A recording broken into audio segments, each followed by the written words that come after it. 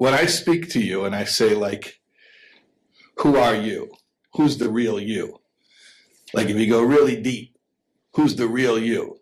Obviously, you know, I'm not just talking about the container, the physical container that you're inhabiting. Obviously, you know, I'm not just talking about your body. That's not the real you. That's not the essential you. You know that you existed before your embodiment. You know that you'll exist after your embodiment. So you're already comfortable with this idea. I'm assuming a crowd like this, you're comfortable with the idea of having an identity that transcends your physical circumstances in this lifetime. So what I'm saying is, if we really want to go deep and think about who are we, well, we are the cause for everything we see. We are not part of the effect. We are part of the cause. We consented to the entire concept of creation. That's our true identity. We are not victims of some plan that we had no say in. We are partners with Hashem in this project called creation.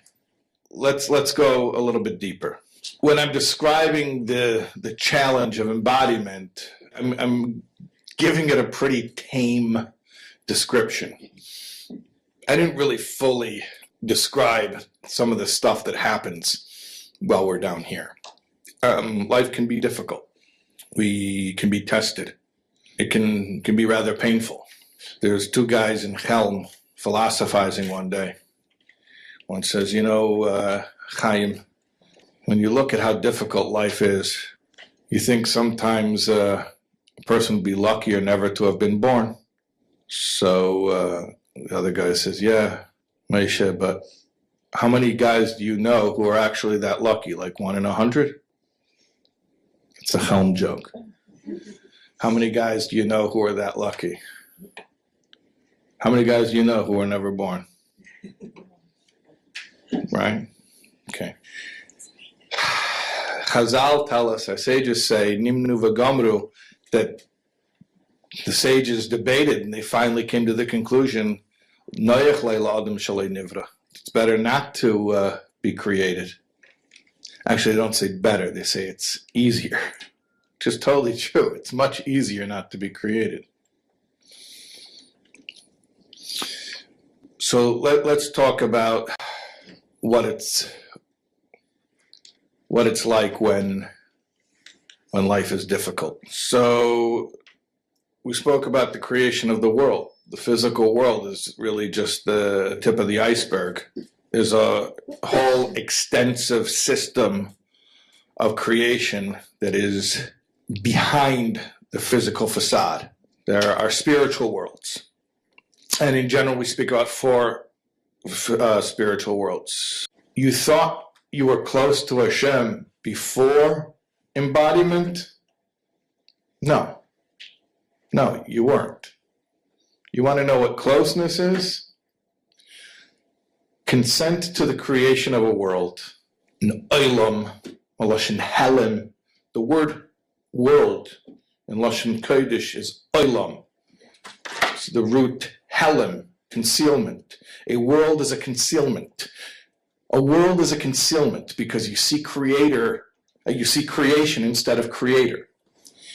And in that concealment, ironically, paradoxically, is where you actually get to become your true self and where you become united with your true source. So we have to understand that this whole wild ride that we're experiencing, that we call our lives, this is it. This is it. This is the ultimate spiritual experience. This is the ultimate intimacy with Hashem. Intimacy is into me see. To really understand Hashem, to see Hashem, is not as a soul in heaven, as wonderful as that experience is. It's as a soul in a body who does mitzvahs and therefore acts as an extension of God's will, and who goes through nisyonos and difficulties and tests and challenges, and thereby proves that Hashem is everywhere, even in the dark places. What is a greater testimony to Hashem's infinity than the fact that we can be in situations that feel ungodly, and that even there we find him. And in fact, we find him there more than in the well-lit places.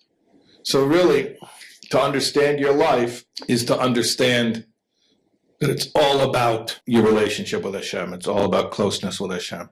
Hey, this is Shais Taub. You were just watching a clip from this class. If you want to get the full context, the full class that this clip that you just watched was from, you watch right here. Click right here. Here.